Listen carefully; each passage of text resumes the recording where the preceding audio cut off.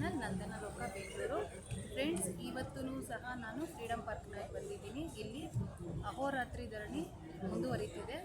ನಿನ್ನೆ ಮಾನ್ಯ ಮುಖ್ಯಮಂತ್ರಿಗಳಾದ ಸಿದ್ದರಾಮಯ್ಯನವರ ಕಡೆಯಿಂದ ಯಾವುದೇ ರೀತಿ ಪ್ರತಿಕ್ರಿಯೆ ಬಂದಿಲ್ಲ. ಸೊ ಅದರಿಂದ ಎರಡನೇ ದಿನವೂ ಕಂಟಿನ್ಯೂ ಆಗ್ತಿದೆ. ಇವತ್ತಾದರೂ ಮಾನ್ಯ ಮುಖ್ಯಮಂತ್ರಿಗಳು ಕನ್ನಡ ಪರ ಅಭ್ಯರ್ಥಿಗಳಿಗೆ ನ್ಯಾಯ ಒದಗಿಸ್ಕೊಡ್ತಾರಾ, ಪ್ರತಿಕ್ರಿಯೆ ನೀಡ್ತಾರಾ ಅಂತ ಕಾದು ನೋಡಬೇಕಾಗಿದೆ. ಬನ್ನಿ ಫ್ರೆಂಡ್ಸ್, ಹೋಗೋಣ, ನೋಡೋಣ. ನ್ಯಾಯವಾಗಿ ಇಡೀ ರಾತ್ರಿ ಓದಿ ಪರೀಕ್ಷೆ ಬರೆದಂಥವರಿಗೆ ನ್ಯಾಯ ಕೊಡದೆ ರಾತ್ರಿ ಕಳ್ಳು ಡಾಕ್ಟರ್ನ ತಂದು KPSC ಒಳಗಡೆ ಇಟ್ಕೊಂಡು ಓದಿ ಪರೀಕ್ಷೆ ಬರೆದಂಥ ಮಕ್ಕಳಿಗೆ ಇವತ್ತು ದೊಡ್ಡ ಅನ್ಯಾಯವನ್ನು ಮಾಡಿದೆ. ನಾವು ಇದೇ ಫ್ರೀಡಮ್ ಪಾರ್ಕ್ನಲ್ಲಿ 2 ಬಾರಿ ಭಾರಿ ಬೃಹತ್ ಮಟ್ಟದಲ್ಲಿ ಪ್ರತಿಭಟನೆಯನ್ನು ಮಾಡಿತು. KPSCಗೆ ಮುತ್ತಿಗೆ ಹಾಕಿತು. ನಮ್ಮ ರಕ್ತದಲ್ಲಿ ಈ ರಾಜ್ಯದ ಮುಖ್ಯಮಂತ್ರಿಗಳಿಗೆ ಪತ್ರ ಬರೆದು, ಹಾಗಾದರೂ ನಮ್ಮ ಮುಖ್ಯಮಂತ್ರಿಗಳು ಮಾತಾಡ್ತಾರೆ, ಹಾಗಾದರೂ ಅವರ ಹೃದಯ ಕರಗುತ್ತಾ ಅಂತ ಹೇಳಿ ನಮ್ಮ ರಕ್ತದಲ್ಲಿ ನಮಗಾದಂಥ ಅನ್ಯಾಯ ವಿಚಾರದಲ್ಲಿ ಪತ್ರ ಬರೆದ್ರೂ ಸಹ ಇವತ್ತವರೆಗೂ ಉತ್ತರ ಸಿಕ್ಕಿಲ್ಲ. ಮಾನ್ಯ ಮುಖ್ಯಮಂತ್ರಿಗಳಿಗೆ ನಾನು ಅನೇಕ ಬಾರಿ ಹೋಗಿ ಮನವರಿಕೆ ಮಾಡಿಕೊಟ್ಟರು ಸಹ ಮುಖ್ಯಮಂತ್ರಿಗಳು ಇಲ್ಲಿವರೆಗೂ KPSC ವಿಚಾರದಲ್ಲಿ ಮಾತಾಡಲಿಲ್ಲ, ಮೌನಕ್ಕೆ ಶರಣಾಗಿದ್ದಾರೆ. ಅನ್ನೋದಾದರೆ ಯಾವ ಕಾರಣಕ್ಕಾಗಿ ಮೌನಕ್ಕೆ ತಾವು ಶರಣಾಗಿದ್ದೀರಿ ಅನ್ನುವ ಅಪನಂಬಿಕೆ, ಅನುಮಾನಗಳು ಇವತ್ತು ನಾಡಿನ ಜನರನ್ನು ಕಾಡ್ತಾ ಇದ್ದಾವೆ. ಅದಕ್ಕೋಸ್ಕರ ಮಾನ್ಯ ಮುಖ್ಯಮಂತ್ರಿಗಳಲ್ಲಿ ನಾನು ಮನವಿ ಮಾಡ್ತೀನಿ, ನಮ್ಮ ಅಭಿಪ್ರಾಯವನ್ನು ಅವರ ಮುಂದೆ ಇಡೋ ಮೂಲಕ KPSC ಕನ್ನಡದ ಮಾಧ್ಯಮದ ವಿದ್ಯಾರ್ಥಿಗಳಿಗೆ ಏನು ಅನ್ಯಾಯ ಆಗಿದೆ ಅದು ಸರಿಯಾಗಬೇಕು ಅಂತ ಹೇಳಿ ಅಹೋರಾತ್ರಿ ಧರಣಿ ಇವತ್ತು ಇಲ್ಲಿ ನಡೀತಾ ಇದೆ. 2ನೇ ದಿನಕ್ಕೆ ಕಾಲಿಟ್ಟಿದೆ ಈ ಧರಣಿ. ಇವತ್ತಾದರೂ ಮಾನ್ಯ ಮುಖ್ಯಮಂತ್ರಿಗಳು ಆ ವಿದ್ಯಾರ್ಥಿಗಳಿಗೆ ಆಗಿರುವ ಅನ್ಯಾಯದ ವಿಚಾರವಾಗಿ ಇವತ್ತು ಮಾತಾಡ್ತಾರೋ ಅನ್ನುವ ವಿಚಾರಕ್ಕಾಗಿ ನಾವಿಲ್ಲಿ ಕಾದು ಧರಣಿಯಲ್ಲಿ ಪಾಲ್ಗೊಂಡಿದ್ದೀವಿ. ಮಾನ್ಯ ಮುಖ್ಯಮಂತ್ರಿಗಳು ನಮ್ಮ ಕಾನೂನುಬದ್ಧವಾದ ಸಂವಿಧಾನಬದ್ಧವಾದಂಥ ಹೋರಾಟದಲ್ಲಿ ತಾವಿಗೆ ನ್ಯಾಯ ಕೊಡಲಿಲ್ಲ ಅಂದರೆ ನಾಳೆಯಿಂದ ನಮ್ಮ ಹೋರಾಟ ಮತ್ತೊಂದು ಕ್ರಾಂತಿಯ ಸ್ವರೂಪವನ್ನು ಪಡ್ಕೊಳ್ಳುತ್ತೆ ಅಂತ ಹೇಳಿ ಸರ್ಕಾರಕ್ಕೆ ಎಚ್ಚರಿಸ್ತೀವಿ. ಸರ್ಕಾರಕ್ಕೆ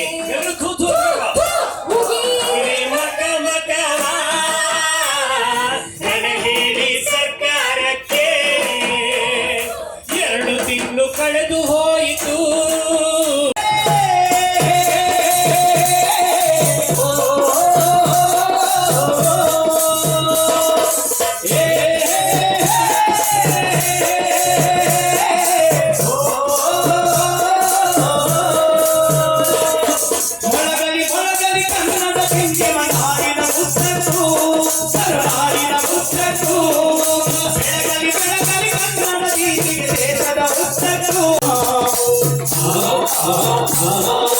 ಕರುಣಾಮಯಿಗಳು ನಾವು, ತ್ಯಾಗಮೂರ್ತಿಗಳು ನಾವು, ಸಾಗಸಮಯ ಮಾತು ಬಂದರೆ ಎಲ್ಲರಿಗೂ ಮಾದರಿಯೂ ನಾವು. ಗುರು ಹಿರಿಯರಿಗೆ ಹೆಜ್ಜವರಿಗೆ ತಲೆಮಾರುಗಳು ನಾವು.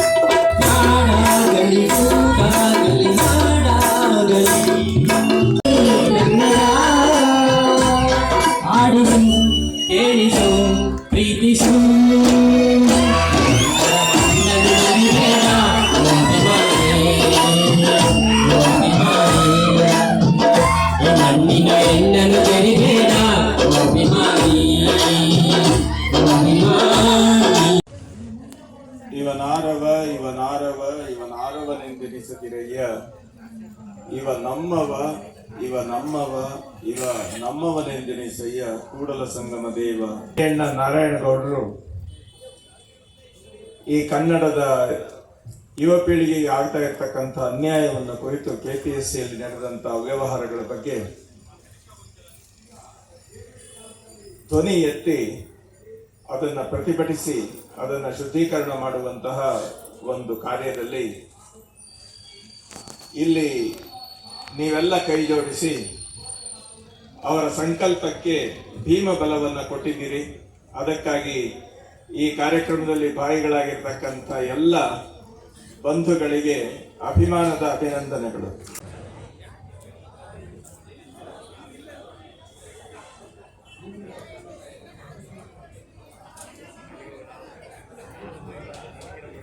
ಒಂದು ಕನ್ನಡದ ಅಭ್ಯರ್ಥಿಗಳಿಗೆ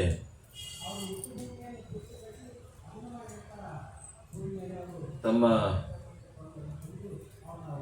ಆಶಯಗಳನ್ನು ವ್ಯಕ್ತಪಡಿಸಬೇಕು ಹಾಗೆ ಅಂತೇಳಿ ಹೇಳಿದ್ರು. ನಾನು ನಿನ್ನೆ ಬರಬೇಕಾಗಿತ್ತು, ಹಾಗಾಗಿ ಮತ್ತೆ ಸನ್ನೇರಪ್ಪನವ್ರಿಗೆ ಇವತ್ತು ಬರ್ತೀನಿ ಹಾಗೆ ಅಂತೇಳಿ ಇವತ್ತು ನಿಮ್ಮ ಹೋರಾಟದಲ್ಲಿ ನಿಮ್ಮಗಳ ಜೊತೆ ಸೇರುವಂತ ಒಂದು ಸದಾವಕಾಶ.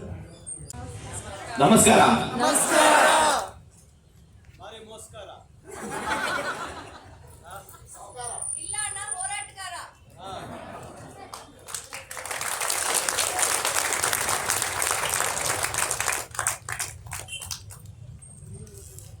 ಕರ್ನಾಟಕದಲ್ಲಿ ನಾಡು ನುಡಿ ಜಲ ಭಾಷೆ ಇದೆಲ್ಲ ಉಳಿದಿದೆ ಅಂತಂದ್ರೆ ಕರ್ನಾಟಕ ರಕ್ಷಣಾ ವೇದಿಕೆ ರಾಜ್ಯಾಧ್ಯಕ್ಷರಂತ ಸಮರಸಿಂಹ ಟಿ ಎ ನಾರಾಯಣಗೌಡರು ಅವರಿಂದನೇ ಅಂತ ಹೇಳಕ್ ಇಷ್ಟಪಡ್ತೀನಿ. ಎಲ್ಲ ವಿದ್ಯಾರ್ಥಿಗಳ ಪರವಾಗಿ ಜೋರ ಚಪ್ಪಾಳೆ ಬರಬೇಕು. ಇದು ಕಡಿಮೆನೇ, ಅದು ಎಷ್ಟು ಶಕ್ತಿ ತುಂಬಿದ್ರು ಕಡಿಮೆನೇ, ಅದು ಇದು ಕಡಿಮೆ ವಿಧಾನಸೌಧ ಕೇಳಿಸ್ಬೇಕಿದ್ದು. ಇನ್ನು ಜೋರಾಗಿ ವಿಧಾನಸೌಧ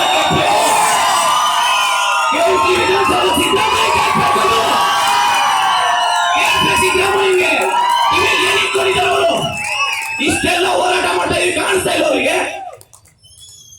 ಲಾಸ್ಟ್ ಹೋರಾಟ ಮಾಡಿದ್ವಲ್ಲ ಸೆಪ್ಟೆಂಬರ್ 2ನೇ ತಾರೀಕು, ಅವತ್ತು ಹೋರಾಟ ಮಾಡಿ ಸುಮ್ಮನೆ ಇದ್ದಿದ್ದಕ್ಕೆ ಇವತ್ತು ಈ ಪರಿಸ್ಥಿತಿಯಲ್ಲಿ ನಾವಿದ್ದೀವಿ.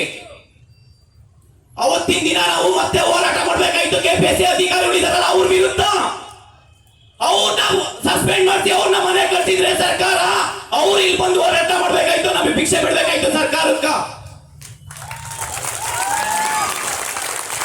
ಅವ್ರನ್ನ ಅವತ್ತು ನಾವು ಸುಮ್ಮನೆ ಬಿಟ್ವಲ್ಲ, ಆ ತಪ್ಪಿಗೆ ಇವತ್ತು ನಮ್ಮನ್ನ ಇವತ್ತು ಇಲ್ಲಿ ಕೊಂಡಿದ್ದಾರೆ. ಅವತ್ತು ನಾರಾಯಣಗೌಡ ಅಣ್ಣವರು 15 ಲಕ್ಷ ದುಡ್ಡು ಖರ್ಚು ಮಾಡ್ಬಿಟ್ಟು ಮತ್ತೆ ಮರು ಪರೀಕ್ಷೆ ಮಾಡಿಸಿದ್ರಲ್ಲ, ಆ ದುಡ್ಡು KPSC ಎಕ್ಸಾಮಿನೇಷನ್ ಕಂಟ್ರೋಲರ್ ಜ್ಞಾನೇಂದ್ರ ಕುಮಾರ್ನಲ್ಲ ಅವನು ಕೊಡ್ಬೇಕಾಯ್ತು ದುಡ್ಡು ವಾಪಸ್ಸು. ಸರ್ಕಾರ 15 ಕೋಟಿ ಖರ್ಚು ಮಾಡಿಕೊಂಡು ಎಕ್ಸಾಮ್ ನಡೆಸಿದಲ್ಲ, ಆ ದುಡ್ಡು ಎಕ್ಸಾಮಿನೇಷನ್ ಕಂಟ್ರೋಲರ್ ಜ್ಞಾನೇಂದ್ರ ಕುಮಾರ್ ಬರ್ಸ್ಬೇಕಾಯ್ತದನ್ನ. ನಾವು ಅವತ್ತು ಬಿಟ್ಟಿದ್ದ ತಪ್ಪಿಗೆ ಡಿಸೆಂಬರ್ 29ನೇ ತಾರೀಕು ಮತ್ತದೇ ತಪ್ಪು ಮಾಡಿದ್ದಾರೆ. ಮತ್ತದೇ ತಪ್ಪು ಆಗಸ್ಟ್ 27ನೇ ತಾರೀಕು ಏನ್ ತಪ್ಪು ಮಾಡಿದ್ರು ಅದಕ್ಕಿಂತ ಜಾಸ್ತಿ ತಪ್ಪು ಮಾಡಿದ್ದಾರೆ. ಏನ್ ಕನ್ನಡದವ್ರು ಅಂದ್ರೆ ಏನ್ ಅನ್ಕೊಂಡ್ಬಿಟ್ಟಿದ್ದಾರೆ ಹೇಳಿ? ಎಷ್ಟು ಸರಿ ನಾವು CM ಭೇಟಿ ಮಾಡಬೇಕು? ಇಡೀ ಸರ್ಕಾರದಲ್ಲಿರೋ ಮಿನಿಸ್ಟರ್ ಎಲ್ಲರೂ ವಿದ್ಯಾರ್ಥಿಗಳ ಪರವಾಗಿ ಮಾತಾಡ್ತಾ ಇದ್ದಾರೆ. ಇವತ್ತು ಆಪೋಸಿಷನ್ ಲೀಡರು ಸೆಷನ್ ಒಳಗಡೆ ಮಾತಾಡ್ತಾ ಇದ್ದಾರೆ, ಕನ್ನಡದವ್ರಿಗೆ ಅನ್ಯಾಯ ಆಗಿದೆ ಅಂತ ಹೇಳಿ.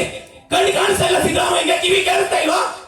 ಯಾವನ ಅವನು ಪ್ರಧಾನ ಕಾರ್ಯದರ್ಶಿ ಅಂತೆ, ಅವನು ಹೊಟ್ಟೆಗೆ ಹೇಳ್ತಿದ್ದಾನೆ ಅಂತ ಗೊತ್ತಾಗ್ತಾ ಇಲ್ಲ. ಅವನು ಮಾತು ಕೇಳ್ಕೊಂಡು ಇವತ್ತು ಇಡೀ ಸ್ವಾಮೀಜಿಗಳು ವಿದ್ಯಾರ್ಥಿಗಳ ಪರವಾಗಿದ್ದಾರೆ, ರೈತರ ಸಂಘಟನೆ ವಿದ್ಯಾರ್ಥಿಗಳ ಪರವಾಗಿದ್ದಾರೆ, ಚಲನಚಿತ್ರ ನಟರ ವಿದ್ಯಾರ್ಥಿಗಳ ಪರವಾಗಿದ್ದಾರೆ, ಕನ್ನಡ ಸಂಘಟನೆಗಳು ವಿದ್ಯಾರ್ಥಿಗಳ ಪರವಾಗಿದ್ದಾರೆ. ಎಲ್ಲೋಗಿದ್ದೀರಪ್ಪ? ಇವರೆಲ್ಲರೂ ಒಂದ್ ಸೈಡ್ ಇದ್ರೆ ಸಿದ್ದರಾಮಯ್ಯ ಒಬ್ಬರೇ ಸರ್ಕಾರ ನಡೆಸ್ತೀರಾ? ನೀವು ವಿದ್ಯಾರ್ಥಿಗಳು ಎದುರು ಹಾಕೊಂಡ್ರೆ ಒಂದೇ ಕೊಡಿ. ಈ ನೆಲದ ರೈತ ವಿದ್ಯಾರ್ಥಿಗಳು ಎದುರು ಹಾಕೊಂಡು ನೀವು ಸರ್ಕಾರ ನಡೆಸಕ್ಕಾಗಲ್ಲ.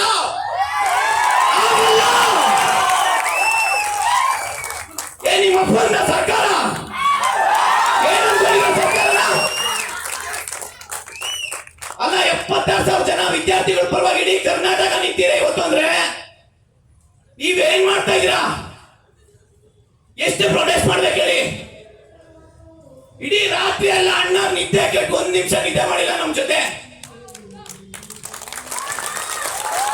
ರಕ್ತ ಕೊಟ್ಟಿದ್ದೀವಿ, ಅದಕ್ಕೂ ನೀವು ಮಾಡಿಲಿಲ್ಲ ಅಂದ್ರೆ ರಕ್ತ ಕೊಟ್ಟಿದ್ದೀವಿ. ಇಡೀ ಕರ್ನಾಟಕದ ಪ್ರತಿಯೊಬ್ಬ ವಿದ್ಯಾರ್ಥಿಗಳು ರಕ್ತ ಕೊಟ್ಟಿದ್ದೀವಿ, ರಕ್ತದಲ್ಲ ಪತ್ರ ಬರೆದಿದ್ದೀವಿ.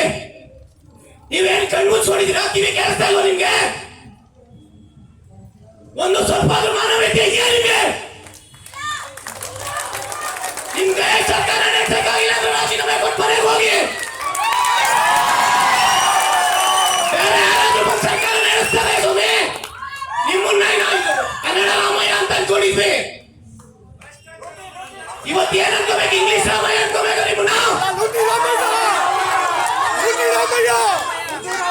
ಏನ್ ಭ್ರಷ್ಟಾಚಾರದಲ್ಲಿ ನಿಮ್ಮ ಪಾಲು ಏನು? ಅದು ಸಾಬೀತು ಮಾಡಿ. ಇವಾಗ ಲಾಸ್ಟ್ ಟೈಮ್ ಸೆಪ್ಟೆಂಬರ್ 2ನೇ ತಾರೀಕು ನೀವೇನ್ ಮಾಡ್ತಾ ಇದ್ರಿ? ನೀವು ಕಾನ್ಸ್ಟಿಟ್ಯೂಷನ್ ಮಾಡಿ ಅಂತೀರಲ್ಲ KPSC ನ. ಅವತ್ತು ಕಾನ್ಸ್ಟಿಟ್ಯೂಷನ್ ಮಾಡಿ ಆಗಿಲ್ವಾ? ಆಗಿತ್ತಲ್ವಾ? ಅವತ್ತು ಅಟೆಂಡೆನ್ಸ್ ಮಾಡಿ ಆಗಿರ್ಲಿಲ್ವಾ? ಆಗಿತ್ತಲ್ವಾ? ಇವಾಗ ಏನಾಗಿದೆ ಅದು KPSC? ಇವತ್ತು ಕಾನ್ಸ್ಟಿಟ್ಯೂಷನ್ ಮಾಡಿದೆ, ಇವತ್ತು ಅಟೆಂಡೆನ್ಸ್ ಮಾಡಿದೆ.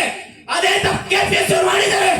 ನೀವು ಕರ್ನಾಟಕದ ಮುಖ್ಯಮಂತ್ರಿ ಆಗಿರೋದ್ರಿಂದ ನೀವು ಆ ಜ್ಞಾನೇಂದ್ರ ಕುಮಾರ್ನ ಪ್ರೆಸ್ ಮೈಕ್ ಮುಂದೆ ಕರೆದು ಏನ್ ತಪ್ಪು ಮಾಡಿದ್ಯಾ ಬಾ ಜನಗಳಿಗಿದೆ ಕರ್ನಾಟಕದಲ್ಲಿ ಹೇಳಬೇಕು. ನೀವೇನ್ ಮಾಡ್ತಿದ್ದೀರಾ? ಅವ್ರ ಪರವಾಗಿ ಏನ್ ಸಮರ್ಥಿಸ್ಕೊತೀರಾ? ಒಬ್ಬ ಅಧಿಕಾರಿಗಳ ಜೊತೆ ನೀವು ಇಡೀ ಕರ್ನಾಟಕ ಎದುರಾಕೋತೀರಾ ನೋಡೋಣ. ದಯವಿಟ್ಟು ಸಿದ್ದರಾಮಯ್ಯ ಸರ್ಗೆ ತಿಂಗಳೇ ಎಲ್ಲ ವಿದ್ಯಾರ್ಥಿಗಳ ಪರವಾಗಿ ಕೈ ಕೇಳ್ಕೊಂತೀನಿ. ಈ ಹೋರಾಟಕ್ಕೆ ಜಯ ಕೊಡ್ಬೇಕು. ನಾವು ಬೇಕು, ನೀವು ಜಯ. ಈ ಹೋರಾಟದಲ್ಲಿ ನಮಗೆ ನ್ಯಾಯ ಸಿಕ್ಕರೆ ನಾವು ಸೋತಂಗೆ, ನೀವು ಗೆಲ್ತೀರಾ. ಆದ್ರೆ ಇವತ್ತು ನಾವು ಗೆದ್ದಿದ್ದೀವಿ, ನೀವು ಆಲ್ರೆಡಿ ಸೋತಿದ್ದೀರಾ. ಈ ಹೋರಾಟದಿಂದ ಇಡೀ ಕರ್ನಾಟಕ ನಮ್ ಜೊತೆ ನಿಂತ್ಕೊಂಡಿದೆ ಇಲ್ವಾ? ನೀವೇನ್ ಮಾಡ್ತಾ ಇದ್ದೀರಾ? ಏನ್ ಮಾಡ್ತಾ ಇದ್ದೀರಾ? ನೀವು KAS ಅಲ್ಲಿ ಆಗಿರೋ ಅನ್ಯಾಯಕ್ಕೆ ಸೆಷನ್ ಒಳಗಡೆ ಬಂದು ಆನ್ಸರ್ ಮಾಡಕ್ ನಿಮ್ಗೆ ಯೋಗ್ಯತೆ ಇಲ್ಲ ಅಂದ್ರೆ ನೀವು ಏನಿಕ್ಕಿದ್ದೀರಾ? ನೀವು ಸೆಷನ್ ಒಳಗಡೆ ನಿಮಗೆ ಆನ್ಸರ್ ಮಾಡಕ್ಕಾಗಲ್ಲ ಅಂತ ಕೃಷ್ಣ ಬೈರಾಗೌಡ ಕಳಿಸಿದ್ರೇನ? ಆ ಚುಕ್ಕೆ ಆನ್ಸರ್ಗೆ ಪ್ರಶ್ನೆಗೆ ಕೃಷ್ಣ ಬೈರಾಗೌಡ ನೀವು ಸೆಷನ್ ಕಳಿಸ್ಬಿಟ್ಟು ನಂದೇನು ನೀವು ತಪ್ಪಿಸ್ಕೊಬೇಕು ಅಂತ ನೋಡ್ಕೊಂಡಿದ್ದೀರಾ? ಇಡೀ ಬಾಂಗ್ಲಾದೇಶ ಏನಾಯ್ತು ಅಂತ ನೋಡಿರ್ಬೇಕು ನೀವು.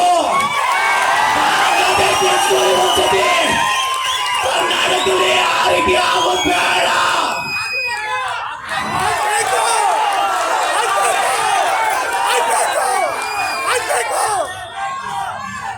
ದಯವಿಟ್ಟು ಸಿದ್ದರಾಮಯ್ಯ ಸರ್ಗೆ ಈ ಒಂದು ಹೋರಾಟ ನಾವು ಬಿಟ್ಟು, ವಿದ್ಯಾರ್ಥಿಗಳು ಬಿಟ್ಟು, ನಾರಾಯಣಗೌಡರು ಅಣ್ಣವ್ರು ಬಿಡಲ್ಲ. ಜೈಲಿ ಕಳಿಸ್ತೀರಾ? ಲಾಠಿ ಚಾರ್ಜ್ ಮಾಡ್ತೀರಾ? ಮಾಡಿ ನೋಡೋಣ. ಅಲ್ಲ, ಕೊಲೆ ಮಾಡಿ 3 ತಿಂಗಳು ಆಚೆ ಬರ್ತಾರ ಅಂತಂದ್ರೆ ನಾವು 1 ವರ್ಷ ಅಲ್ಲ, ಪ್ರಾಣ ಬೇಕಾದ್ರೂ ಕೊಡ್ತೀವಿ. ಈ ಹೋರಾಟಕ್ಕೆ ನ್ಯಾಯ ಸಿಗಲೇಬೇಕು. ತಪ್ಪು ಮಾಡಿದ್ದು ಇಲ್ಲಿ ವಿದ್ಯಾರ್ಥಿಗಳಲ್ಲ. ನಾವು ಅಪ್ಲಿಕೇಶನ್ ಹಾಕ್ಬೇಕಾದ್ರೆ ಫೀಸ್ ಪೇ ಮಾಡಿರ್ತೀವಿ. ನೀವು KPSC ಅವರು 200 ಕ್ವಶನ್ಸ್ ಪ್ರಿಪೇರ್ ಮಾಡಿ ವಿದ್ಯಾರ್ಥಿಗಳಿಗೆ ಅನುಕೂಲ ಆಗತ್ತರ ಕ್ವಶನ್ ಪೇಪರ್ ರೆಡಿ ಮಾಡಿ ನೀವು ಎಕ್ಸಾಮ್ ಕಂಡಕ್ಟ್ ಮಾಡಬೇಕಾಗಿತ್ತು. ಇದು ನಿಮ್ ತಪ್ಪು, ವಿದ್ಯಾರ್ಥಿಗಳ ತಪ್ಪಲ್ಲ. ಇಡೀ ಕರ್ನಾಟಕ ಗೊತ್ತಿದೆ ಯಾರು ತಪ್ಪು ಅಂತ. ಹೌದಾ ಇಲ್ವಾ?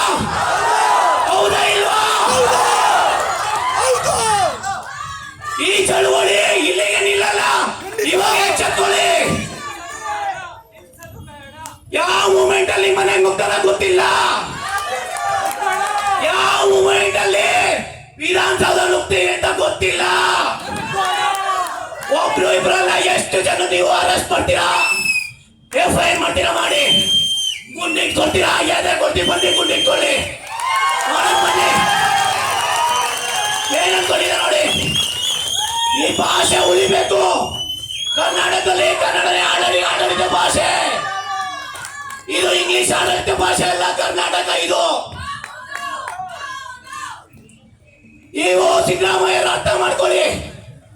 ದಯವಿಟ್ಟು ಈ ಹೋರಾಟಕ್ಕೆ ಇವತ್ತೇ ನ್ಯಾಯ ಕೊಟ್ರೆ ಸರಿ, ಇಲ್ಲ ಅಂತಂದ್ರೆ ವಿದ್ಯಾರ್ಥಿಗಳು ಏಟಿಂಗ್ ಕೇಳಿ ಯಾರು ನಕ್ಸಲೈಟ್ ಆಗ್ತಾರೆ ಅಂತ ಗೊತ್ತಿಲ್ಲ, ಯಾರು ನಿಮ್ಮ ಮನೆ ಯಾವಾಗ ನುಗ್ತಾರೆ, ಯಾವಾಗ ಏನಾಗುತ್ತೆ ಅಂತ ಗೊತ್ತಿಲ್ಲ. ದಯವಿಟ್ಟು ಸಿದ್ದರಾಮಯ್ಯ ಅವ್ರಿಗೆ ಹೇಳ್ತೀನಿ ಕೇಳಿ, ಪ್ರತಿ ಒಬ್ಬರು ನಾನು ಹೇಳ್ತೀನಿ, ಇವಾಗ ಎಂತಲ್ಲ, ಈವನ್ ಇನ್ಕ್ಲೂಡಿಂಗ್ KPSC ಕರಪ್ಷನ್ ಆಗ್ತಾ ಇದೆ. ಇದು ಇವತ್ತು ನೆನೆಯಲ್ಲ, ಇದು ನಾನು ನೀವು ಹೇಳ್ತಾ ಇರೋದಲ್ಲ, ಹೈಕೋರ್ಟ್ ಜಡ್ಜ್ ಹೇಳಿರೋದು, ಇದು ಹೈಕೋರ್ಟ್ ಜಡ್ಜ್ ಹೇಳಿರೋದು, ಹೈಕೋರ್ಟ್ ನ್ಯಾಯಾಧೀಶ ಹೇಳಿರೋದು. ಇದು 50%ಗೂ ಜಾಸ್ತಿ ಭ್ರಷ್ಟಾಚಾರ ನಡೀತಾ ಇದೆ. ನ್ಯಾಯಾಧೀಶರು ಹೇಳ್ಕೊಂತಾರೆ 50% ಆದ್ರೂ 50% ಆದ್ರೂ ನ್ಯಾಯಯುತವಾಗಿ ಪ್ರಾಮಾಣಿಕರಿಗೆ ಸಿಗ್ಲಿ, ಹುದ್ದೆ ಸಿಗ್ಲಿ ಅಂತ ಹೇಳ್ತಾ ಇದಾರೆ. ನಾನು ನ್ಯಾಯಾಧೀಶರಲ್ಲಿ ಕೈ ಮುಗಿ ಕೇಳ್ಕೊತೀನಿ, ನಿಮ್ ಪರವಾಗಿ ನಾವಿದ್ದೀವಿ. 1% 0% ಕೂಡ ಭ್ರಷ್ಟಾಚಾರ ಆಗ್ಬಾರ್ದು. ವಿದ್ಯಾರ್ಥಿಗಳ ಕಷ್ಟ ನಿಮ್ಗೆ ಏನಾಗ್ ಗೊತ್ತಿದ್ಯಾ? ನಿಮಗೆ ಗೊತ್ತಿಲ್ಲ ಅಂತಂದ್ರೆ ಚಂದ್ರಾಲಯ ಒಟ್ಟು ವಿಜಯನಗರ, ಧಾರವಾಡ, ಬಿಜಾಪುರ ಇಲ್ಲೆಲ್ಲ ಬಂದು ನೋಡಿ, ಹಗಲು ರಾತ್ರಿ ವಿದ್ಯಾರ್ಥಿಗಳು ಎಷ್ಟು ಕಷ್ಟ ಪಡ್ತಾರೆ ಅಂತ ಗೊತ್ತಾಗುತ್ತೆ ನಿಮ್ಗೆ. ಒಂದು ಹೇಳಲ್ಲ ಸ್ವಾಮಿ, ನಾವು ಸಾವಿರಾರು ಕೋಟಿ ಏನು ಅನ್ನೆಸೆಸರಿ ವೇಸ್ಟ್ ಮಾಡ್ತೀರಾ? ವಿದ್ಯಾರ್ಥಿಗಳಿಗೋಸ್ಕರ ನೀವು 15 ಕೋಟಿ ಖರ್ಚು ಮಾಡ್ಬಿಟ್ಟು ಮತ್ತೊಮ್ಮೆ ರಿನೋಟಿಫಿಕೇಶನ್ ಮಾಡಕ್ಕಾಗಲ್ಲ ಅಂತಂದ್ರೆ ನಿಮ್ಮದು ನಿಮ್ ಸರ್ಕಾರ ನಿಜವಾಗ್ಲೂ ಹೇಳ್ತಿ ಕೇಳಿ, ನೀವು ರಾಜೀನಾಮೆ ಕೊಟ್ಟು ಮನೆಗೆ ಹೋಗ್ಬಿಡಿ. ಬೇರೆ ಯಾರಾದ್ರೂ ಬರ್ತಾರೆ, ನಾವು ಅವ್ರ ಹತ್ರ ನ್ಯಾಯ ಪಡ್ಕೊಂತೀವಿ, ಪಡ್ಕೊಂಡಿಲ್ಲ ಅಂತಂದ್ರೆ ಏನ್ ಮಾಡ್ಬೇಕಂತ ಗೊತ್ತಿದೆ.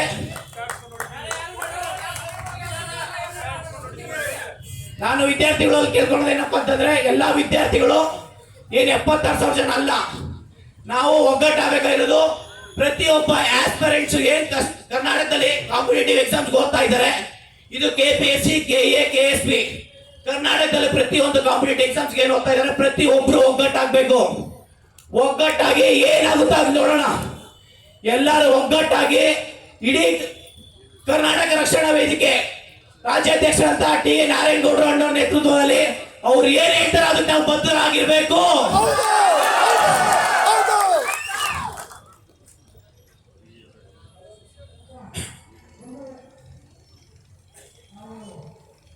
ಇಷ್ಟ ಹೇಳ್ತಾ ಪ್ರತಿಯೊಬ್ಬ ಸ್ಟೂಡೆಂಟ್ಸು ಈ ಒಂದು ಹೋರಾಟಕ್ಕೆ ಎಲ್ಲಾ ರೀತಿಯಲ್ಲೂ ಸಪೋರ್ಟ್ ಮಾಡಿದ್ದಾರೆ.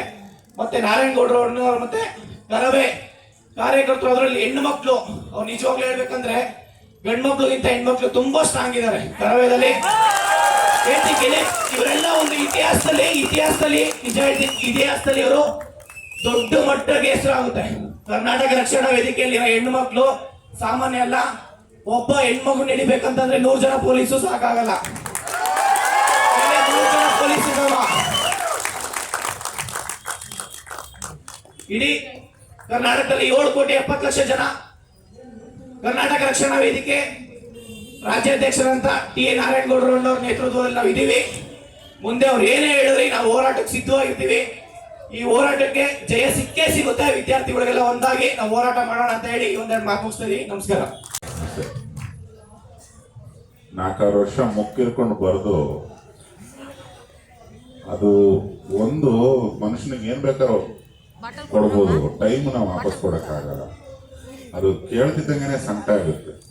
ತೀರಾ ಪ್ರಶ್ನೆನೇ ಅರ್ಥ ಆಗಿದೆ. ಯಾರೋ ಒಬ್ರು ನನಗೆ ಪ್ರಶ್ನೆ ಕೇಳಿದ್ರೆ ನಾನು ಅದು ಅರ್ಥ ಆದ್ರೆ ಮಾತ್ರ ನಾನು ಉತ್ತರ ಬರೆಯೋಕ್ಕಾಗೋದು. ಪ್ರಶ್ನೆನೇ ಕನ್ಫ್ಯೂಸಿಂಗ್ ಆಗಿದ್ರೆ ಉತ್ತರ ಹೆಂಗೆ ಬರೆಯೋದು? ಆಮೇಲೆ 2 ಸತಿ ಒಂದು ಪ್ರಶ್ನೆ ಅದು ಯಾವುದೋ ಭಾಷೆಯಲ್ಲಿ ಇರುತ್ತೆ, ಇಂಗ್ಲೀಷಲ್ಲೇ ಇರುತ್ತೆ ಪ್ರಿಫರಬ್ಲಿ. ಅದನ್ನ ಅಚ್ಚ ಕನ್ನಡಕ್ಕೆ ಇಳಿಸೋದ್ರಲ್ಲಿ ಅದು ಯಾಕೆ ಇಷ್ಟೊಂದು ತೊಂದರೆ? ಎಲ್ಲ ನನ್ನ ಕನ್ನಡದ ಮನಸ್ಸುಗಳಿಗೆ ಶುಭ ಸಂಜೆಯ ನಮಸ್ಕಾರಗಳನ್ನು ಹೇಳ್ತಾ,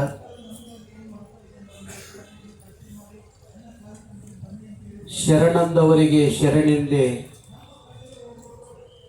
ಯಾರು ನಮಗೆ ಸಂಸ್ಕಾರವನ್ನು ತೋರಿಸ್ತಾರೋ ಅವರಿಗೆ ನಾವು ನಮಸ್ಕಾರವನ್ನು ಹೇಳುವಂಥ ಒಳ್ಳೆಯ ಜನ ಕನ್ನಡಿಗರು. ನಮಸ್ಕಾರ ಅಂದವರಿಗೆ ನಮಸ್ಕಾರ, ಅದುವೇ ಕನ್ನಡಿಗರ ಸಂಸ್ಕಾರ. ಕರ್ನಾಟಕಕ್ಕೆ ಹಾಕ್ರಿ ಜೈಕಾರ, ಇದೇ ಹೋದರೆ ನಿಮಗೆ ಧಿಕ್ಕಾರ.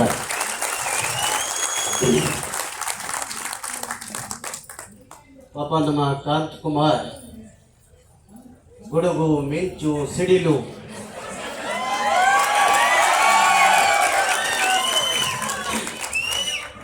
ಆ ಆರ್ಭಟಕ್ಕೆ ಮಳೆನೂ ಬಂದ್ಬಿಟ್ಟು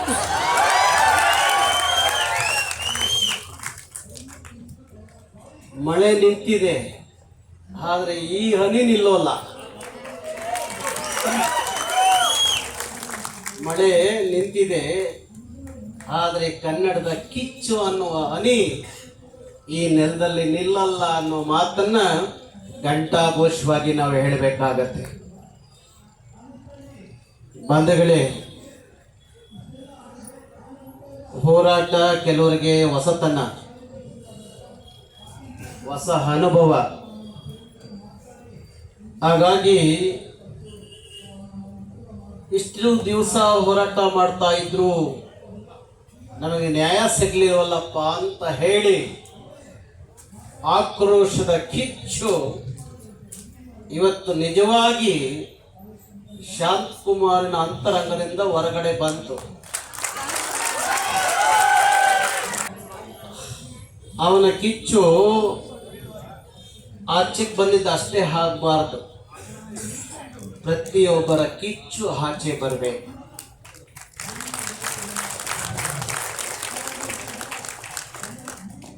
ಅದಕ್ಕೆ ನಾನು ಹೇಳಿದ್ದು, ರಾತ್ರಿ ಒಂದು ಮಾತು ಹೇಳಿದೆ. ನಮ್ಮ ಕೇಂದ್ರದ ದಿವಂಗತ ಮಾಜಿ ಸಚಿವರು ರಾಜಶೇಖರನ್ ಅವರೊಂದು ಮಾತು ಹೇಳೋರು, ನನಗೆ 73 ವರ್ಷ, ಆ 73 ವರ್ಷದಲ್ಲಿ ನಾರಾಯಣಗೌಡರ ಜೊತೆಯಲ್ಲಿ 1 ಗಂಟೆ ಇದ್ರೆ ಸಾಕು, 73 ವರ್ಷದ ನನ್ನಂಥವನಿಗೂ ಸಹ ಬ್ಯಾಟ್ರಿ ರೀಚಾರ್ಜ್ ಆಗುತ್ತೆ ಅಂತ ಹೇಳಿ. ಬಹುಶಃ ಒಂದು ಬ್ಯಾಟ್ರಿ ಈಗ ರೀಚಾರ್ಜ್ ಆಗಿದೆ.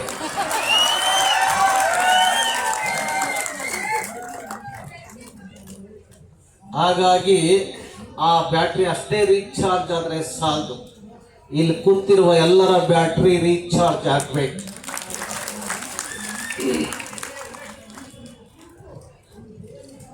ಯಾಕಂದ್ರೆ 73 ವರ್ಷದ ಯಪ್ಪಂದು ಬ್ಯಾಟ್ರಿ ರೀಚಾರ್ಜ್ ಆಗಬೇಕಾದ್ರೆ ಇನ್ನು ಈಗ ಕಂಡುಬಿಡ್ತಿರುವಂತ ಬಿಸಿ ರಕ್ತದ ಯುವಕರು ನಿಮಗೇನು ಅನ್ಸ್ಬೇಕು? ಒಬ್ಬೊಬ್ಬರು ಒಂಥರ ಬಾಂಬ್ ತರ ಕಾಣಬೇಕು, ಮುಟ್ಟಿರೆ ಬ್ಲಾಸ್ಟ್ ಆಗುತ್ತೆ ಅನ್ನೋ ತರ ಇರಬೇಕು. ನೋಡ್ರಿ, ಅವ ಮಾತಾಡಿದಷ್ಟು ಇಡೀ ಪೊಲೀಸ್ ವ್ಯವಸ್ಥೆ ಸುತ್ತುವರಿತು.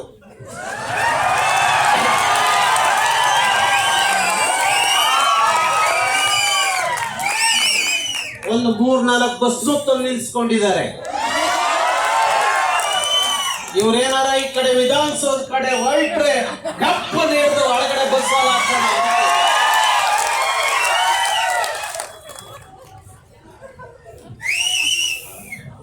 ಅಷ್ಟೇ ಆಗೋದು. ಸಿದ್ದರಾಮಯ್ಯ ಕೈಲಿ ಅಷ್ಟೇ ಆಗೋದು. ಗಂಡಿಗೆ ಎದುರ್ಲಿಲ್ಲ, ಗಾಳಿಗೆ ಎದುರ್ಲಿಲ್ಲ, ದಾಸ ಏನು ಎದುರ್ತೀವ? ಎದುರಲ್ಲ, ಎದುರೋ ಮಕ್ಕಳೇ ಅಲ್ಲ, ಕನ್ನಡದ ಮಕ್ಕಳಿವು, ಕನ್ನಡದ ಕಿಚ್ಚು. ಬೆಳಗ್ಗೆ ನಮ್ಮ ಬೇಲಿ ಮಠದ ಸ್ವಾಮೀಜಿಗಳು ಹೇಳ್ತಾ ಇದ್ರಲ್ಲ, ಕೆಳದಿಯ ಚೆನ್ನಮ್ಮ, ಬೆಳವಾಡಿಯ ಮಲ್ಲಮ್ಮ, ಕಿತ್ತೂರು ಚೆನ್ನಮ್ಮ, ವನಕೇರಿ ಓಬವ್ವ, ರಾಣಿ ಹಬ್ಬಕ್ಕ, ಅವರೆಲ್ಲ ಇಲ್ಲಿ ಬಂದು ಕೂತಿದ್ದಾರೆ. ನೋಡ್ರಿ, ಅವರೆಲ್ಲ ಇಲ್ಲಿ ಬಂದು ಕೂತಿದ್ದಾರೆ.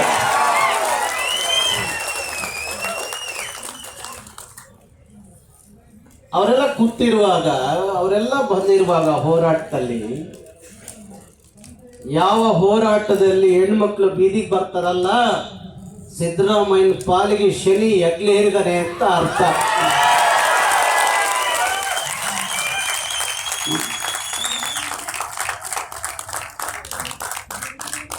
ನಾನು ಮೊನ್ನೆನೇ ಹೇಳಿದ್ದೀನಿ, ನೀವು ಈ ಹೋರಾಟದಿಂದ ದೂರ ಉಳಿದ್ರು ನಾನು ದೂರ ಉಳಿಯಲ್ಲ. ನಾನು ದೂರ ಉಳಿಯಲ್ಲ.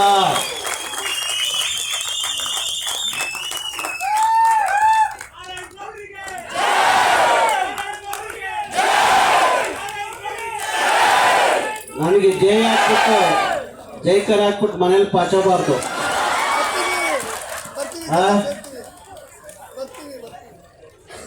ಏನಪ್ಪ, ನಾನು ಇದಕ್ಕೆಲ್ಲ ಬಗ್ಗೋನಲ್ಲ. ಎಷ್ಟೇ ಜಾಕ್ ಹಾಕಿರೋ ನಾವು ಬೇರು ಬಾರಿ ಹಾಳವಾಗಿ ಬಿಟ್ಬಿಟ್ಟಿದೆ. ಕೆಲವರು ಹೇಳ್ತಾರೆ, ಗೌಡ್ರೆ ನೀವು ನಮ್ಮ ಪರವಾಗಿ ಕೆಲಸ ಮಾಡಲಿಲ್ಲ, ನ್ಯಾಯ ಕೊಡಿಸ್ಲಿಲ್ಲ ಅಂದ್ರೆ ವಿಧಾನಸೌಧದ ಮುಂದೆ ಸಾಮೂಹಿಕವಾಗಿ ವಿಷದ ಬಾಟ್ಲು ತಗೊಂಡು ಬರ್ತೀವಿ ಅಂತ ಹೇಳ್ತಾರೆ. ಈ ನೋವನ್ನ ನಿಮ್ಮನೆ ಮಕ್ಕಳೇನಾದ್ರೂ ನಿಮಗೆ ಹೇಳಿದ್ರೆ ಆಗ ನಿಮ್ಮ ಕರುಳು ಕಿತ್ತು ಬರ್ತಿರ್ಲಿಲ್ವಾ? ಆ ನೋವು, ಆ ದುಃಖ, ದುಮಾನಿ ನಿಮಗೆ ಅರ್ಥ ಆಗ್ತಿರ್ಲಿಲ್ವಾ? ಯಾಕೆ ಅರ್ಥ ಆಗ್ಲಿಲ್ಲ ಅಂದ್ರೆ, ನೀವು ಮುಖ್ಯಮಂತ್ರಿ ಆಗದೆ ಹೋಗಿದ್ರೆ ನಮ್ಮ ನೋವು ನಿಮ್ಗೆ ಅರ್ಥ ಆಗ್ಬೇಕು ಅಂತ ಹೇಳ್ಕೊತಿರ್ಲಿಲ್ಲ ನಾವು.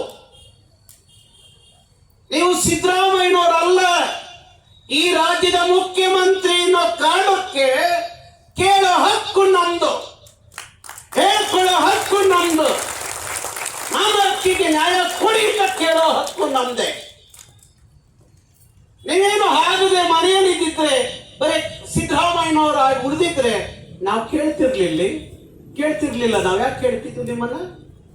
ಈಗ ಮನೇಲಿ ಯಾರೋ ಕೂತಿರೋನೆಲ್ಲ ಹೋಗಿ ಕೇಳ್ತೀವ? ನಿಮ್ಮನ್ನ ಕೇಳ್ತೇವೆ. ಯಾಕೆ ಕೇಳ್ತಾ ಇದ್ದೀವಿ? ಈ ರಾಜ್ಯದ ಮುಖ್ಯಮಂತ್ರಿ ನೀವೇ ನಮಗೆ ನ್ಯಾಯ ಕೊಡ್ಬೇಕು ಅಂತ ಹೇಳಿ ಕೇಳ್ತೀವಿ. ನೀವು ನ್ಯಾಯ ಕೊಡದೆ ಹೋದ್ರೆ ನಾವೇನ್ ಮಾಡಬೇಕು? ನಾವಂತೂ ಇಷ್ಟು ದಿವಸ ಕಾನೂನ ಕೈಗೆತ್ಕೊಂಡಿಲ್ಲ ನಾವು. ನಿಮ್ಮ ಕಾನೂನಿನ ಚೌಕಟ್ಟಲ್ಲೇ ನಮ್ಮ ಚಳವಳಿಯನ್ನ ಮಾಡಿಕೊಂಡು ಬಂದಿದ್ದೀವಿ. ನಿಮಗಿಂತ ಈ ದೇಶದ ಕಾನೂನು ಬಗ್ಗೆ ನಮಗೆ ಅರಿವಿದೆ, ಕಾಳಜಿ ಇದೆ. ಅದಕ್ಕಾಗಿ ಆ ಚೌಕಟ್ಟಿನಲ್ಲಿ ಹೋರಾಟ ಮಾಡ್ಕೊಂಡು ಬರ್ತಾ ಇದ್ದೀವಿ. ಇಲ್ಲ, ಇದು ನಿಮಗೆ ಇಷ್ಟ ಆಗ್ಲಿಲ್ಲ ಅಂದ್ರೆ, ಇಷ್ಟು ಮೌನಕ್ಕೆ ಶರಣಾಗಿದ್ದೀರಿ ಅಂದ್ರೆ, ಆದ್ರೆ ನಮ್ಮ ಚಳವಳಿ ನಿಮಗೆ ಇಷ್ಟ ಆಗಿಲ್ಲ, ನೀವು ನಮ್ಮನ್ನು ಪ್ರಚೋದಿಸ್ತಾ ಇದ್ದೀರಾ ಅಂತ ಅರ್ಥ. ನಮ್ಮನ್ನ ಪ್ರಚೋದನೆಗೆ ತಳ್ಳುತ್ತಾ ಇದ್ದೀರಿ ಅಂತ ಅರ್ಥ. ನಾವಿನ್ನೇನೇನೋ ಮಾಡಬೇಕು ಅಂತ ಕನಸು ಕಟ್ಟಿದ್ದೀರಿ ಅಂತ ಹೇಳಿ ನನಗೆ ಅನಿಸುತ್ತೆ. ನೀವು ಆಗ್ಬೇಕು ಅಂದ್ರೆ ಯಾರು ತಪ್ಸಕ್ಕಾಗತ್ತೆ?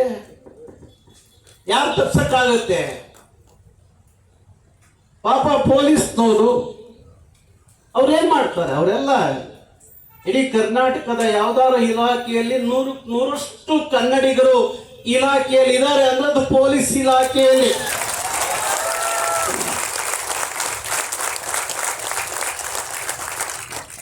ಎಷ್ಟೋ ಹೋರಾಟದ ಸಂದರ್ಭದಲ್ಲಿ, ಚಳವಳಿ ಸಂದರ್ಭದಲ್ಲಿ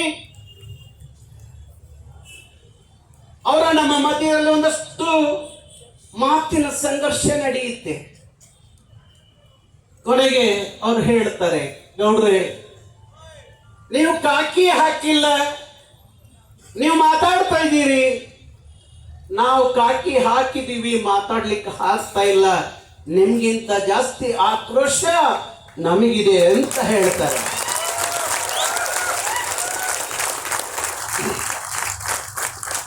ಡಿಸೆಂಬರ್ 27ನೇ ತಾರೀಕು ನಾನು ಜೈಲಿಗೆ ಹೋದೆ. 16 ದಿವಸ ಜೈಲಿಂದ ಆಚೆಗೆ ಬಂದೆ. ಮತ್ತೆ ನನ್ನ ಮೇಲೆ 9 ಕೇಸ್ ಹಾಕಿ ಮತ್ತೆ ಬಂಧಿಸಿ ಜೈಲಿಗೆ ಕಳಿಸಿರು. ಮತ್ತೆ ಜೈಲಿಂದ ಬೇಲ್ ತಗೊಂಡು ಆಚೆ ಬಂದೆ, ಮತ್ತೆ ಬಂಧಿಸಿ ಮತ್ತೆ ಜೈಲಿಗೆ ಕಳಿಸಿರು. ನನಗೆ ಜೈಲಿಂದ ಕೋರ್ಟಿಗೆ ಕರ್ಕೊಂಡು ಹೋಗುವಾಗ ದಿನನಿತ್ಯ ನನ್ನ ಮಗಳು ಊಟ ತಗೊಂಬಂದು ಜೈಲ ಹತ್ರ ಕಾಯ್ತಾ ಇದ್ಲು. ಅವಳನ್ನ ಒಂದ್ ದಿವಸ ಮಾತಾಡ್ಲಿಕ್ಕೆ ಬಿಡ್ಲಿಲ್ಲ, ಒಂದ್ ದಿವಸ ಅವಳು ತಂದಿದ ಊಟ ಮಾಡ್ಲಿಕ್ಕೆ ಆಗದೆ ಇದ್ದಂತ ಸಂದರ್ಭದಲ್ಲಿ ಆ ಕರ್ಕೊಂಡು ಹೋಗಾಗ ಫುಟ್ಪಾತ್ ಅಲ್ಲಿ ನನ್ನ ಮಗಳು ನಿಂತಿದ್ಲು. ನಾನು ಪೊಲೀಸ್ನವ್ರಿಗೆ ಹೇಳಿದೆ, ನನ್ನ ಮಗಳು ಅಲ್ಲಿ ನಿಂತಿದ್ದಾಳೆ, ಒಂದು ನಿಮಿಷ ಜೀಪ್ ನಿಲ್ಲಿಸಿ ಮಾತಾಡಬೇಕು ಅಂತ.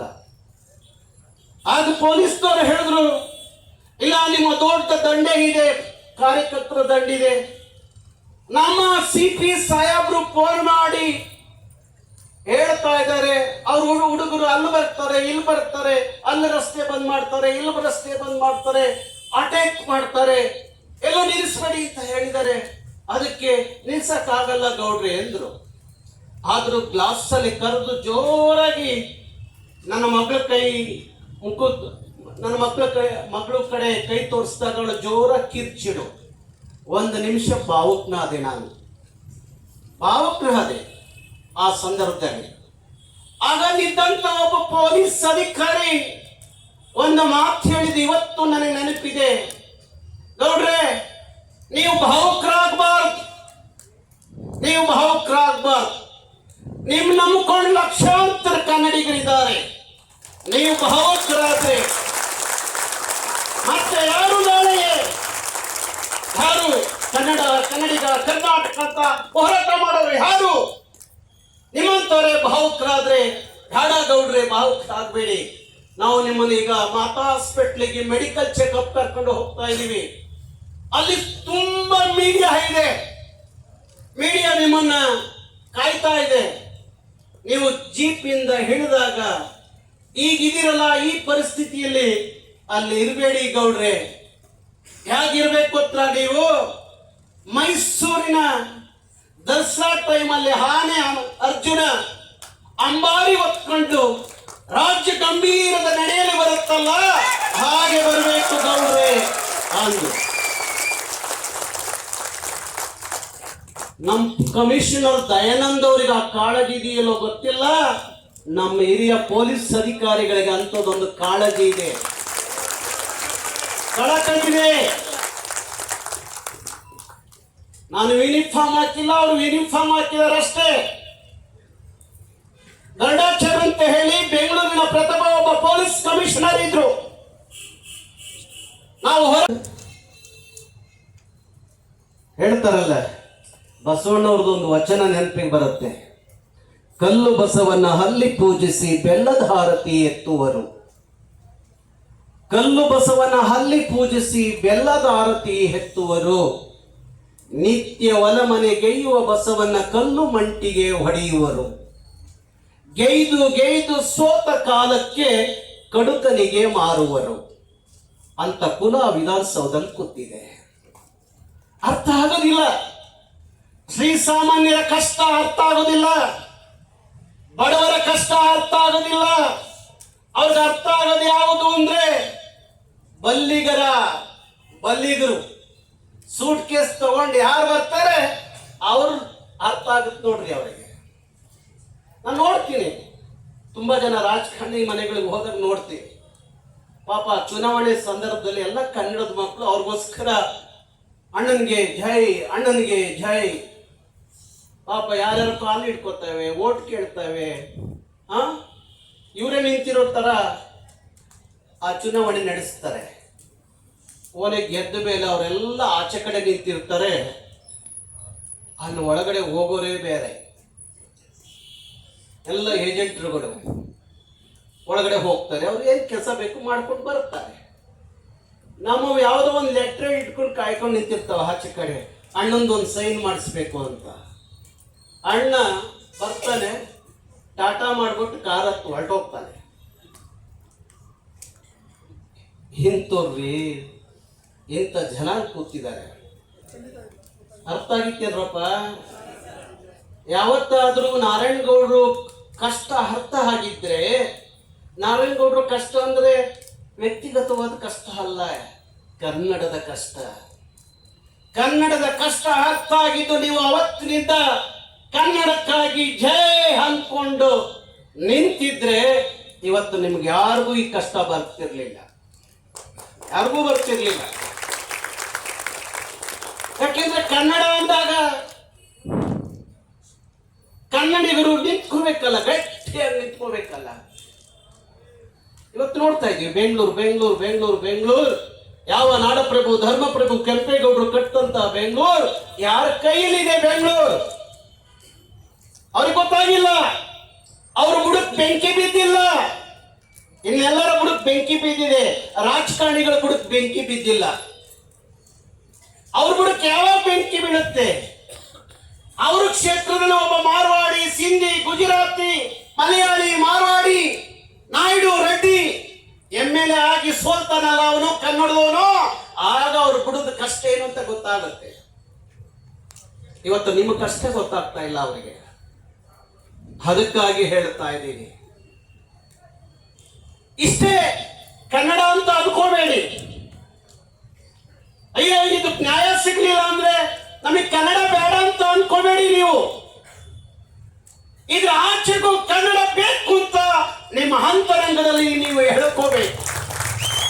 ಇದ್ರ ಆಚೆಗೂ ಕನ್ನಡ ಇದೆ. ಹುಟ್ಟಿಸಿದ ಅಪ್ಪ ಹುಲ್ ಮೇಯಿಸ್ತಾನೇನೋ? ಇವರೇ ನೀವು ವಿಧಾನಸೌಧ ಕೂತಿರೋರು ಇಲ್ಲ KPC ಕೂತಿರೋರು ಅವ್ರೇನಾದ್ರೂ ನೋಡ್ಕೊಂಡು ನಾವು ಹುಟ್ಟಿದೀವ? ಇಲ್ವಲ್ಲ. ನಮ್ಮ ಅಪ್ಪ ಅಮ್ಮ ನಮ್ಮನ್ನು ಹಾಡ್ತಾರೆ, ಅವ್ರಿಗೆ ಗೊತ್ತು. ಅವ್ರು ಹುಲ್ ಮೇಯಿಸಲ್ಲ, ಒಳ್ಳೆ ಊಟನೇ ಹಾಕ್ತಾರೆ ಅಲ್ವಾ? ಅದಕ್ಕೋಸ್ಕರ ಈ ಹೋರಾಟ ಇವತ್ತಿಗಷ್ಟೇ ಅಂತ ಹೇಳಿ ಭಾವಿಸಬಾರ್ದು. ಹಾಗಾಗಿ ಯಾವುದೇ ಕಾರಣಕ್ಕೂ ಸೋಲು ಒಪ್ಕೊಳ್ಳೋ ಪ್ರಶ್ನೆನೇ ಇಲ್ಲ. ಒಪ್ಕೊಳ್ಳಲ್ಲ. ನೀವು ಒಪ್ಕೊಂಡು ಏನಾದ್ರೂ ಮನೇಲಿ ಕೂತ್ಕೊಂಡ್ರೆ ನಿಮ್ದಲ್ಲ, ನಿಮ್ಮ ಕನ್ನಡ ಸಾಹಿತ್ಯ. ನೀವು ಸಾಯಲ್ಲ, ನಿಮ್ಮ ಕನ್ನಡ ಸಾಹಿತ್ಯ. ನಾನ್ ಸತ್ರು ಚಿಂತೆ ಇಲ್ಲ, ನಮ್ಮ ಕನ್ನಡ ಸಾಯಬಾರ್ದು. ನಾನ್ ಸತ್ರ ಇನ್ನೊಬ್ಬ ಹುಟ್ಕೋತಾನೆ. ಈ ಮಣ್ಣಿನ ಗುಣನೇ ಅಂತದ್ದು.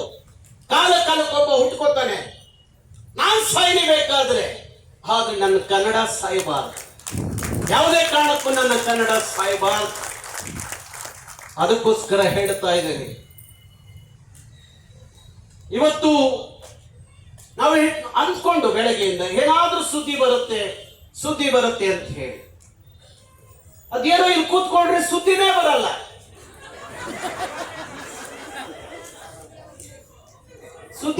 ಇಲ್ಲಿ ಕೂತ್ಕೊಂಡ್ರೆ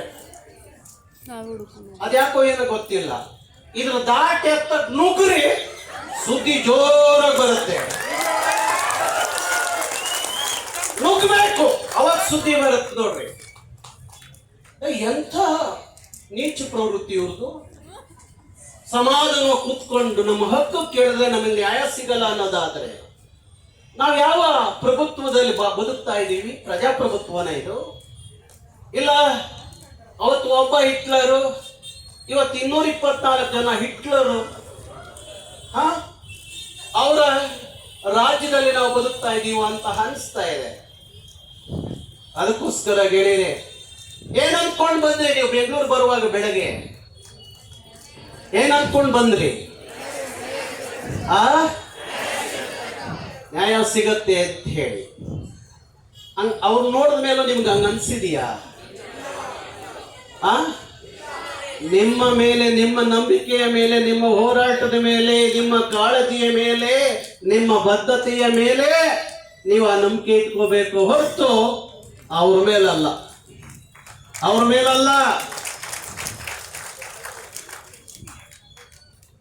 ಅದಕ್ಕಾಗಿ ಹೇಳ್ತಾ ಇದ್ದೀನಿ. ನಾನು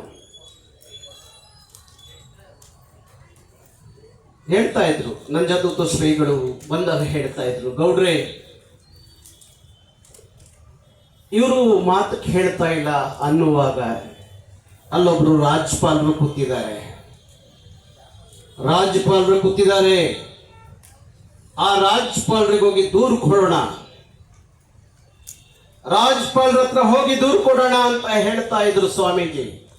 ನಾನು ಬರ್ತೀನಿ, ಬೇಕಾದ್ರೆ ರಾಜ್ಯಪಾಲರು ನೀವು ಯಾವಾಗ ಹೋಗ್ತೀರಿ ಹೇಳಿ, ರಾಜಭವನಕ್ಕೆ ಹೋಗೋಣ.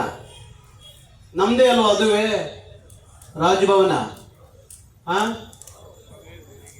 ಹೋಗೋಣ, ರಾಜಭವನಕ್ಕೆ ಹೋಗೋಣ. ಆ ದಿನಾಂಕವನ್ನು ನಿಗದಿ ಮಾಡಿ ರಾಜಭವನಕ್ಕೆ ಹೋಗೋಣ. ಕೊನೆ ಹಂತಕ್ಕೆ ನಮಗೇನು ಉಳಿದಿದೆ ಅಂದ್ರೆ, ಇಲ್ಲ ಜೈಲ್ ಬೋರ್ಡ್ ಚಳುವಳಿ ಕರೆ ಕೊಡಬೇಕು, ಇಲ್ಲ ವಿಧಾನಸೌಧಕ್ಕೆ ನುಗ್ಗಬೇಕು. ಇದೇ ಬಾಕಿ ಉಳಿದಿರೋದು. ಪ್ರತಿ ಜಿಲ್ಲೆಯಲ್ಲಿ ಹೋರಾಟವನ್ನು ತಗೊಂಡು ಜೈಲ್ ಬೋರ್ಡ್ ಚಳವಳಿಗೆ ಮುಂದೆ ಹಾಗಬೇಕು ನಾವು. ನೋಡ್ರಿ, ಅವನ ಆಕ್ರೋಶ ಎಷ್ಟಿತ್ತು. ನಿಮ್ಮ ಜೊತೆಯಲ್ಲಿ ಇದ್ದು ಅವನ ರಕ್ತದಲ್ಲಿ ಏನಾದ್ರೂ ಒಂದು ಪಿನ್ ಹೊಡೆದ್ರೆ ಬಾಡಿಗೆ ಕ್ರಾಂತಿಯ ಕಿಡಿ ಆಚೆ ಬರುತ್ತೆ. ಅಷ್ಟು ಅವನ್ ತಯಾರಾಗ್ಬಿಟ್ಟ. ಹಂಗೆ ಪ್ರತಿಯೊಬ್ರು ಆಗಬೇಕು, ಬೆಂಕಿ ಹುಂಡೆ ಆದಂಗೆ ಆಗಬೇಕು. ಹಾಗೆ ಎರಡು ನಮ್ಮ ಮುಂದೆ ಹೋರಾಟಕ್ಕೆ ನೀವು ಸಿದ್ಧ ಇದ್ರೆ, ಇಲ್ಲ ವಿಧಾನಸೌಧಕ್ಕೆ ಮುತ್ತಿಗೆ ಹಾಕಬೇಕು. ಇಷ್ಟು ಜನರು ಮುತ್ತಿಗೆ ಅಲ್ಲ, ಇಷ್ಟು ಜನರು ಮುತ್ತಿಗೆ ಹಾಕಬೇಕು ಅನ್ನೋದಲ್ಲ. ಒಂದು 25,000 ಜನ ನೀವು, ನಾವೊಂದು 20,000 ಜನ, 25,000 ಜನ ಕರವೆಯವರು ವಿಧಾನಸೌಧದ ಕಡೆ ಹೊರಡೋಣ. ಅದು ಯಾರು ತಡೀತಾರೆ ನೋಡೋಣ. ಯಾರು ತಡೀತಾರೆ? ಯಾರು ತಡೀತಾರಪ್ಪ? ಯಾರು ತಡೆಯೋದು? ನಮ್ಮ ಪೊಲೀಸ್ನವರೇ ತಡೀಬೇಕು. ಪಾಪ ಅವ್ರ ಒಳಗಡೆ ಅವ್ರಿಗೂ ಇರುತ್ತೆ ಒಂದಿಷ್ಟು ಸ್ವಾಭಿಮಾನ, ಕನ್ನಡದ ಕಿಚ್ಚು. ನಡಿರಪ್ಪ ಅತ್ಲ ನಾವು ತಡೆಯಕ್ಕಾಗ್ತದೆ, ಹೋಗ್ರಪ್ಪ ಅತ್ಲ ವಿಧಾನಸೌಧಕ್ಕೆ ಅಂತ ಹೇಳಿ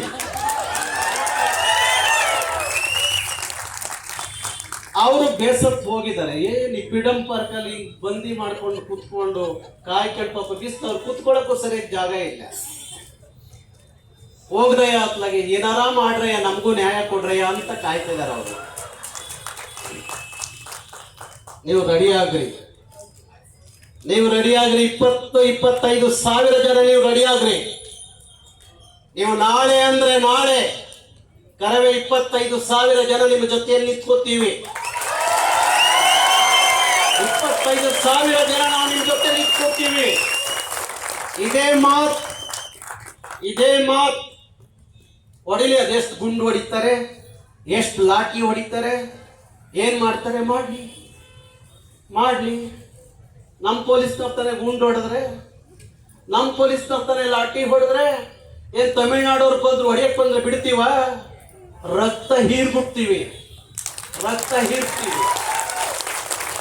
ಹಾಗಾಗಿ ನೀವು 25,000 ಜನ ನಾಳೆಯಿಂದ ದಿನಾಂಕ ನಿಗದಿ ಮಾಡಿಕೊಂಡು 25,000 ಜನ ಬೆಂಗಳೂರು ಬರಂಗ ಹಾಗುವೆ. ಇನ್ನು 25,000 ಜನ ನೀನು ಹೇಳಿದ ದಿನಾಂಕದಲ್ಲಿ ನಾವು ಮುಂದೆ ಇರ್ತೀವಿ, ನೀವು ಹಿಂದೆ ಇರ್ರಿ.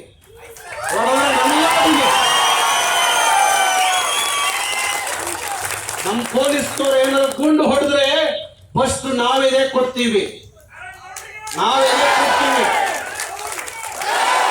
ಗಂಡರ ಮಕ್ಕಳನ್ನ ಬಾವಿ ತಳ್ಳುವ ಕೆಲಸ ನಾವು ಮಾಡೋಲ್ಲ. ನಾವು ಮುಂದೆ ನಿಂತ್ಕೊಂಡು ಹೆದೆ ಕೂತ್ಕೊಂಡು ನಿಂತ್ಕೋತೀವಿ. ಹಾಗಾಗಿ ನೀವು ನಾಳೆಯಿಂದ ಸಂಘಟನೆ ಮಾಡಲಿಕ್ಕೆ, ಏನು ಸಂಘಟನೆ ಮಾಡೋದೇನು, 76,000 ಪರೀಕ್ಷೆ ಬರ್ದಾರೆ, ಅದರಲ್ಲಿ ನಾವೇನು 25,000 ಇಟ್ಕೊಳ್ಳೋಣ. ಜಂಡಿ ಮಾಡೋದು ಅಂತಾರಲ್ಲ, ಗಟ್ಟಿ ಕಾಳು. ಯಾವ ಗಟ್ಟಿ ಕಾಳಿದಾವೆ ಒಂದು 25,000 ನೀವು ರೆಡಿ ಮಾಡ್ರಿ. ನಾವು ಮುಂದೆ ಇರ್ತೀವಿ. ಓಕೆನಾ? ಅಗ್ರಿಮೆಂಟ್ ಸಹಿ ಮಾಡ್ತೀರಾ? ಮನೇಲಿ ಹೇಳ್ಬಿಟ್ಟೆ ಬರಬೇಕು.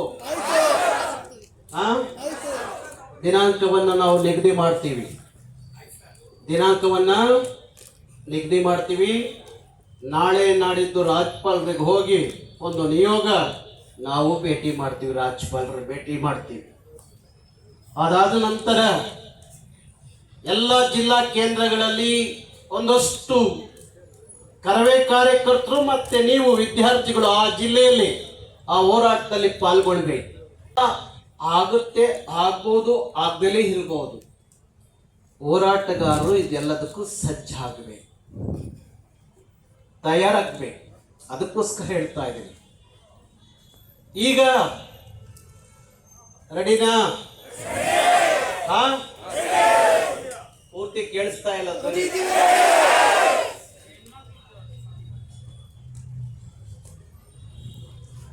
ಆಯ್ತು, ದಿನಾಂಕ ನಿಗದಿ ಮಾಡ್ತೀವಿ. ನೀವೆಲ್ಲ ಬರಲಿಕ್ಕೆ ರೆಡಿ ಆಗ್ರಿ. ನೀವೆಲ್ಲ ಇವತ್ತೇ ಮುಗೀತು ಅಂತ ಅನ್ಕೋಬೇಡಿ. ನಾಳೆಯ ತೀರ್ಮಾನಕ್ಕೆ ನೀವೆಲ್ಲ ಸಜ್ಜಾಗ್ರಿ.